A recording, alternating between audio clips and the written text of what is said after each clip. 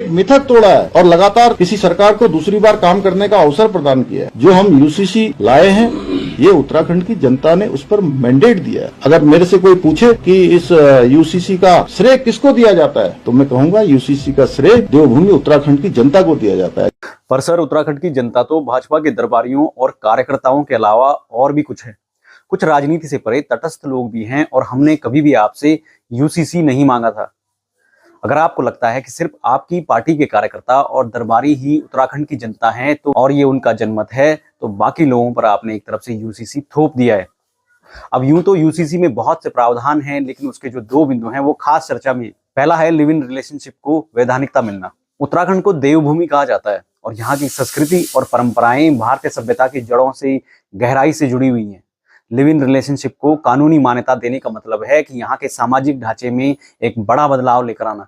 उत्तराखंड के पारंपरिक मूल्यों में विवाह को एक पवित्र बंधन माना जाता है, जिसमें परिवार और समाज की स्वीकृति जरूरी होती है। अब सवाल ये उठता है कि जब देवताओं की भूमि में कभी इस तरह के संबंधों का कोई प्रमाण है ही नहीं, तो फिर ऐसी परंपरा को कानूनी जामा पहनाने की क्या जरूरत थी? क्या ये हमारी सांस्कृतिक पहचान के खिलाफ नहीं है? और भारतीय जनता पार्टी के लिए तो धर्म और हिंदुत्व हमेशा से ही सर्वोपरि रहा है, तो ऐसे में लिव इन रिलेशनशिप जैसी प्रथा को किसके इशारे पर जामा पहना दिया गया? इस बारे में थोड़ा सोच विचार तो किया जाना चाहिए कि इस कानून से समाज में नैतिक और सामाजिक बिखराव बढ़ेगा या नहीं बढ़ेगा। इसके बाद जो दूसरा पॉइंट है वो है 1 साल रहने के बाद बाहरी व्यक्ति को दिया जाने वाला स्थायी निवास। अब ये जो प्रावधान है उत्तराखंड की जनसांख्यिकी यानी कि डेमोग्राफी को गंभीर रूप से प्रभावित कर सकता है। उत्तराखंड में पहले से ही सीमित संसाधन हैं और कम रोजगार के अवसरों वाले इस पहाड़ी राज्य में बाहरी लोगों को स्थायी निवास देने से स्थानीय लोगों की पहचान, रोजगार और उनकी संस्कृति पर खतरा उत्पन्न हो सकता है।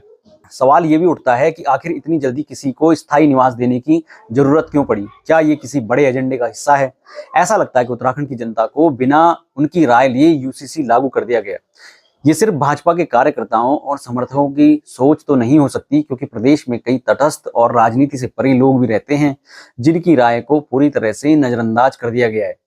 तो ऐसे में धामी जी का ये कहना कि ये उत्तराखंड की देवतुल्य जनता का जनमत है, कितना सही है? जब स्थानीय लोगों की राय और उनकी चिंताओं को अनदेखा किया जा रहा हो तो इसे किस आधार पर जनमत कहा जा सकता है?